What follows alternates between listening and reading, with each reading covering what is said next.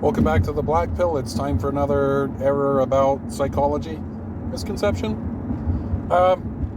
Psychologists study sensation and perception. How does information get from the outside world into your inside world? And one of the biggest and most common and most freaking obvious misperceptions is 5 senses.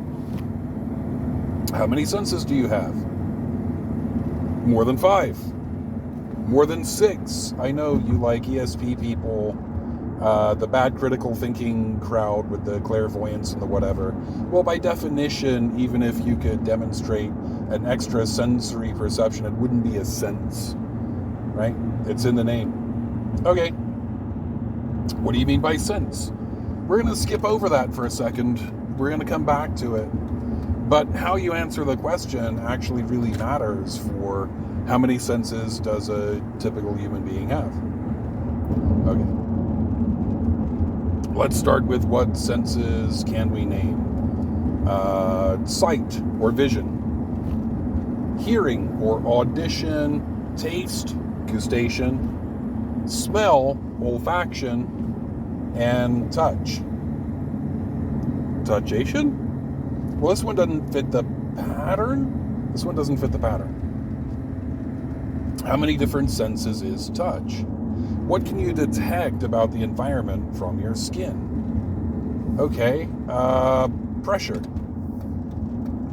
You can detect when things are touching you and how hard and how firm or soft is a surface, right? That's pressure. Well, there are distinct sensors in the skin that do nothing but detect pressure.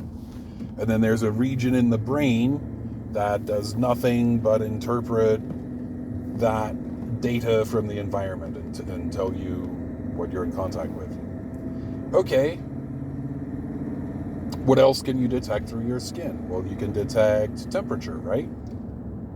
Not just temperature. You can detect if things are cold, and you can detect if things are warm. What about hot? Well, hot actually is a mix between warm and cold. So now that definition's starting to matter.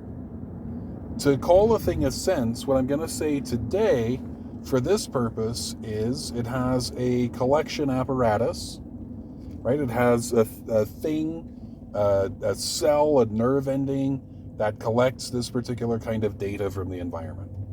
And there's a part of the brain that interprets that data, and really just that data. Okay. Well, depending how you answer that question, with this definition, you really settle down right around 9 senses. If you change up any part of that definition, you can end up with like 21 senses. And when you go through the literature on sensation and perception, you end up with between 9 and 21 senses. Okay, so your skin has detectors for cold, and it has detectors for warm. It doesn't have a detector for hot. And there's a part of the brain that understands temperature, skin temperature. So by this measure, we would say that is a sense. Temperature is a sense, but cold and warm are not senses. Okay, so how do you detect hot? Well, if we put cold water through a flexible pipe and warm water through a different flexible pipe and twist those together, get someone to grab onto those pipes with one hand, they'll recoil as though the pipe were hot, and they'll go, oh God, that's hot, right? So hot is just when we stimulate the warm and the cold together. There's one more thing that we can detect with our skin. It's pain. There are receptors in the skin that do nothing but detect excesses of temperature or pressure, and those are called nociceptors. And there's a nociceptive region in the brain. It does nothing but understand pain, right? There's a whole part of your brain that just goes, ow, that hurts. Interestingly, that part of the brain does not differentiate between emotional and physical pain, right? The psychological and the physiological, they're all the same as far as that brain region is concerned. That means that someone having a hard day coping with their difficult emotions can actually benefit from some aspirin. No, you can't cure depression with aspirin, but you can take the tiniest little bit of the edge off it. And for some people, some days, that's a little bit of a help. Okay. Well, we are at how many senses? We have the four that follow the Asian rule, right? Vision, olfaction, gustation, audition.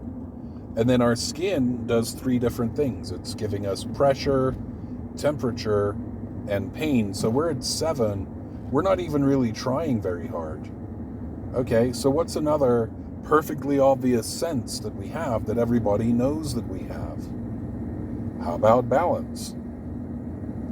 Your inner ear is that weird curlicue shape, not because it's especially helpful for hearing, but because that's helpful for balance. Fluid in that curlicue thing, there are detectors that tell where the fluid is resting, and a part of your brain in the cerebellum that does nothing except use that data to calculate your head's upright position in space. You get some other cues to balance, like vertical lines in the environment. But even without those cues, this is your balance mechanism. And that follows the rules. There's a detection apparatus, there's a brain region, so that puts us at 9. We're again not trying particularly hard. How about the kinesthetic sense or proprioception? All right, so it's been a long night, and you wake up in the morning, one hand is over there, and this arm is tucked under there, and this foot is twisted around that way.